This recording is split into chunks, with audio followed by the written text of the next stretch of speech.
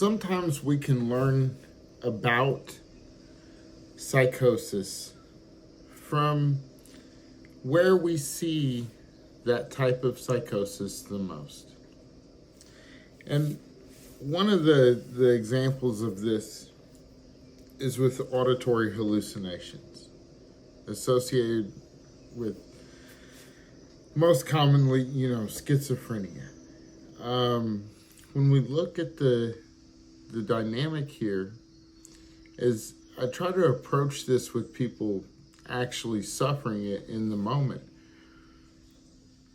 I discuss the different narrators that can be inside of us, different ideas put forth in different ways by different parts of ourselves, maybe. And this is not the real thing. This is a way to approach what the real thing is. And so when I'm using the analogy of narrators, my big ask of people suffering from narratives that cause them confusion or dysmorphia, that we give them grace, give the narratives space just to be, and reflect on them as they are in safe, calm, gracious ways, offering space. When we look at how we approach our narratives with schizophrenia, there's very often a social degradation dynamic. Times where people were harassed or bullied in urban environments, particularly, where there's enough noise and chaos to create adaptive narratives that are chaotic. Chaotic adaptive narratives generally will have opposites that offset the extremes that the adaptive chaotic narratives arrive at. Many schools of thought approach this psychological phenomenon in a variety of ways. And all of them point to a balance as a true north here. I concur completely. I believe it is the balance of good enough to contribute, not too good to contribute, not too good that we're so much better we don't need to worry about contributing, and not so low in our self-perception that we don't see our value, our ways of contributing. They're in the middle. And the narratives, we can work with them and harmonize towards that balance. None of these narratives have very much power, except for the power that we give them. And often, if we are ignoring them, we have no idea how much power they have.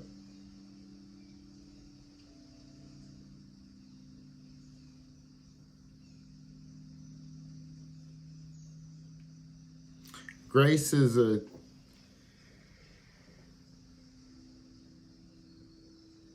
a phenomenon that allows us to be authentic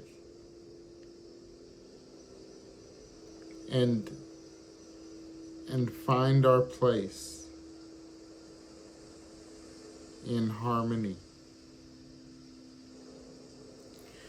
Without grace, our shame and our guilt that help us regulate our behaviors in some ways, but also plague us long after. Without grace, there's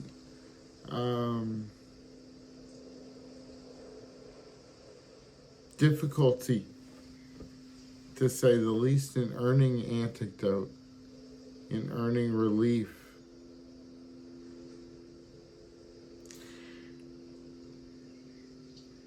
But parts of ourselves that were socially degraded,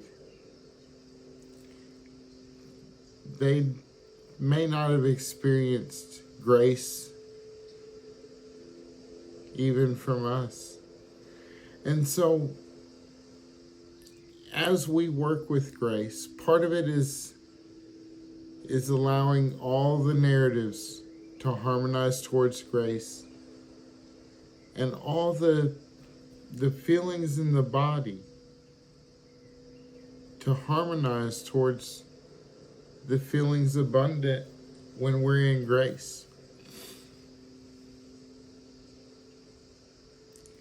This requires us to know grace experientially, especially if we intend to help others experience it.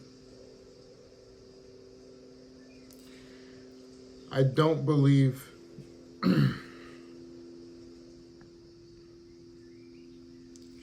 that the experience of grace is consistent in all of us.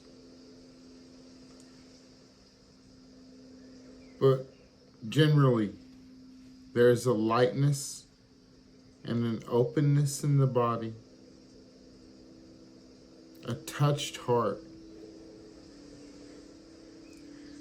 Often there's associated experiences or feelings or emotions, states of mind, along the lines of healing, wish to improve,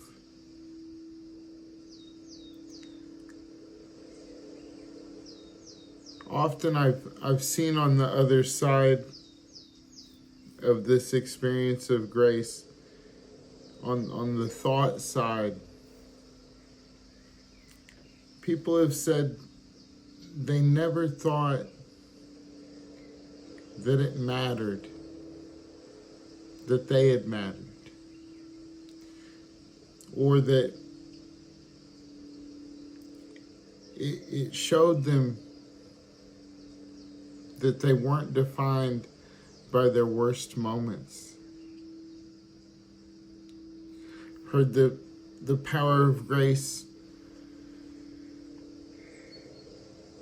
as a motivator to change in an opportunistic way, as if one is grateful for another chance. Right?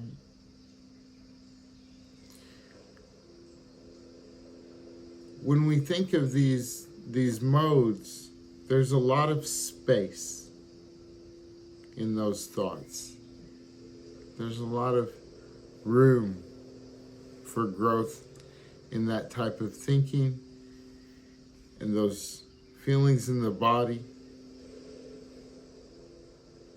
And when we think of these self-defeating narrators, or the all or nothing thinking narrators, many of our most avoidant or anxious narrators, they lack this harmony. And so as we move the torso and associate it with this harmony, when we feel that discomfort associated with those difficult narrations, we're able to move the torso and bring them towards the linking that we've made with the more harmonious self-perceptions.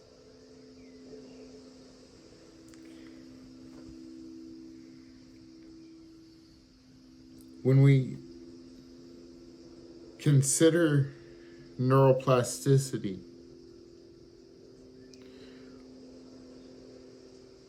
one of the most powerful things we can do to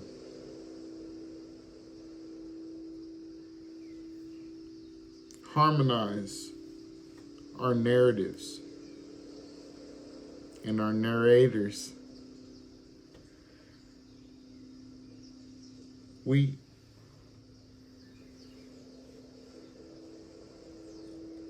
have this power of observation. This simple acknowledgement, this acceptance, this grace, this space for them. This is bringing the light to the shadows.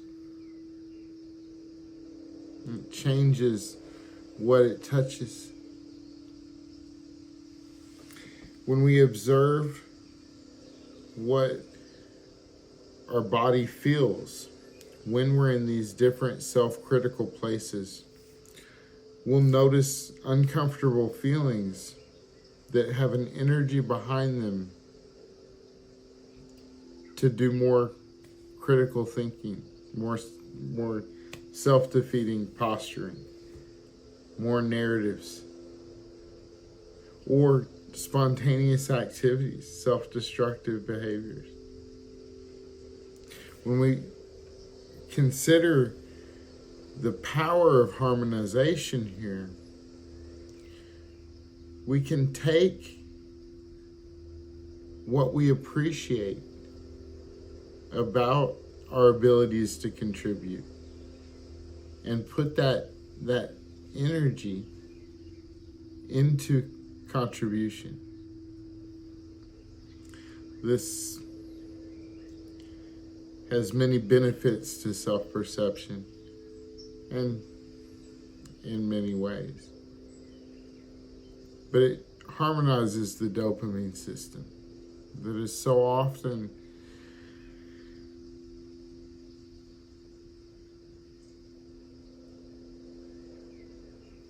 thrown into chaos when we are in these experiences of chaotic narrations.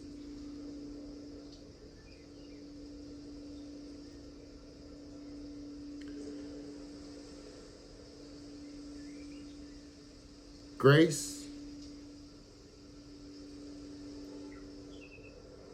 has a subtle pressure. It's like the pressure of an invitation to something that you know benefits you and you would enjoy. Grace has a posture that we can take with ourselves and others, inviting authenticity. And this authenticity and this grace and space allows adaptive selves that were formed in our most extreme moments to tone it down, to recognize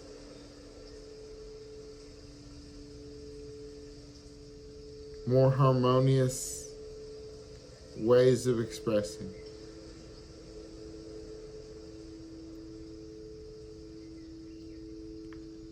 after this,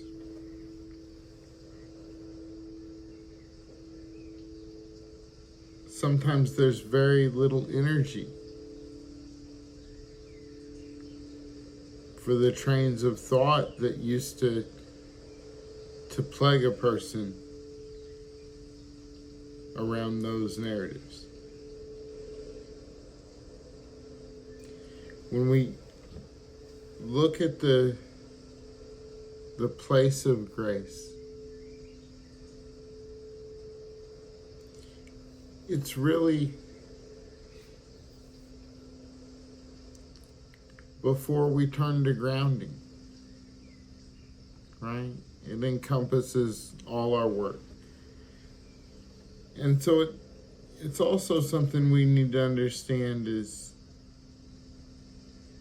experiential in the change process in a subtle way before it's recognized. We don't find grace in a certain place from certain people after we do certain things. That's not how grace works.